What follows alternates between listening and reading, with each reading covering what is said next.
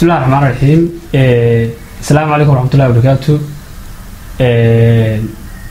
وقتيga oo ii saamaxay inaan uga faa'iideysto munaasabada kowda luulyo halka waxaan maanta ku soo duubayaa maasadaas oo la dhaxo waa maxay wadaninimo maasada waa maxay wadaninimo waxaan la abuuray 2015 waxay ahayd maasooyinkaygii ugu horeeyay markaan saaxadda suugaanta soo galay maasadaas haddaan bilaabo waxay leedahay waa maxay wadaninimo sida dawlad wacan iyo darsan loo abuuraa sida dunida maanta ah dal midaysan loo noqon dadka dhaqan wadaagee dhulqudhana ku wada nool sidee bay dhammaantood dhismo qudha u yeeshaan sidee looga dheeraan dhibtan maanta taalo damacda iyo kulaylka loo dhaafi doona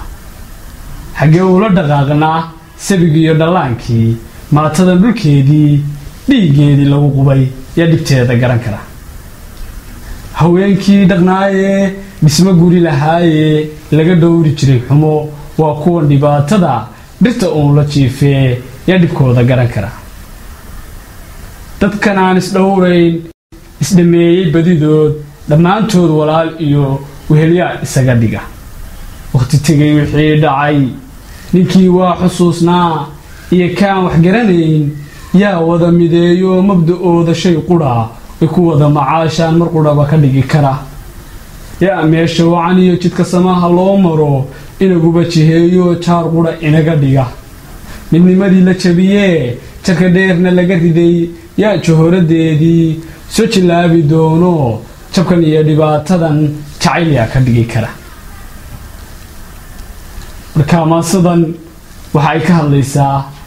baldalka iyo dadka Soomaaliyeed yaa ciirsi u ah yay sugayaan yaa maanta ka samati bixin kara xaalad kasta iyo dib kasta oo ay galaan ama ku jiraan insha Allah waxaan rajaynayaa in madaxda Soomaaliyeed ay noqdaan madax masiirka dalka iyo dadka ka fikira waqtigoodana ku bixiya aanay noqon kuwo masiirkooda gaarka fiiriya ama dana gaara dalka kaga macaasha aad baan idin salaamayaa dhamaantiin waxaan idin leeyahay hambalyo